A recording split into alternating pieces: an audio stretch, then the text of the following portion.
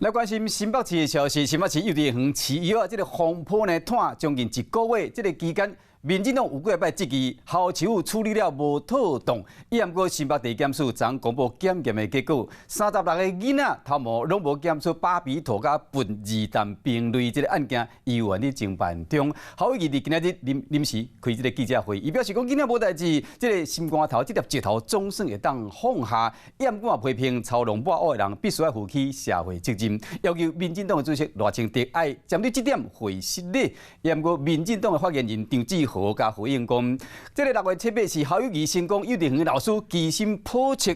针对这点，侯友宜表示讲，当时发言毋是伊的本意，是因为一时的紧张讲出失礼的话。针对这点，感觉真失礼，卖虚心的检讨。孩子没事，我心中的石头总算放下了。这次幼稚园喂毒喂药。 已经证明是一个谣言造谣的事件。临时增加行程来到第一线说明案件进度。伫咧新北地检署公布饲药案36个囡仔拢无检验出毒，新北市长侯友宜心情是真沉重，为一个讲说换来激民进党。操弄抹黑的人，必须要负起社会的责任。民进党造浪者变成造谣者。 赖主席，你欠社会一个道歉。赖副怎么看？喂药案你可能会被列为被告。怎么看侯班要你道歉？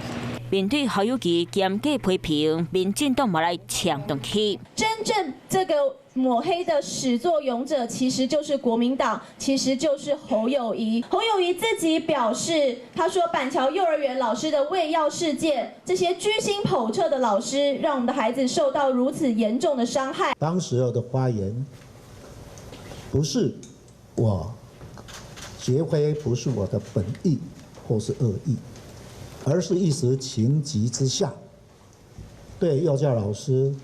讲失礼的话，所以我感觉真歹势嘛，真失礼。我会细心来检讨，我未来在发言上我会更加的谨慎。新北饲药案的司法侦查也未完全结束，闹了之间的政治攻防，赶快继续来看。大家好，我是林依文。想要掌握多元的新闻资讯，当然也包括体坛动态，就要锁定华视新闻频道，还有订阅华视的 YouTube 频道，按赞、订阅、开启小铃铛。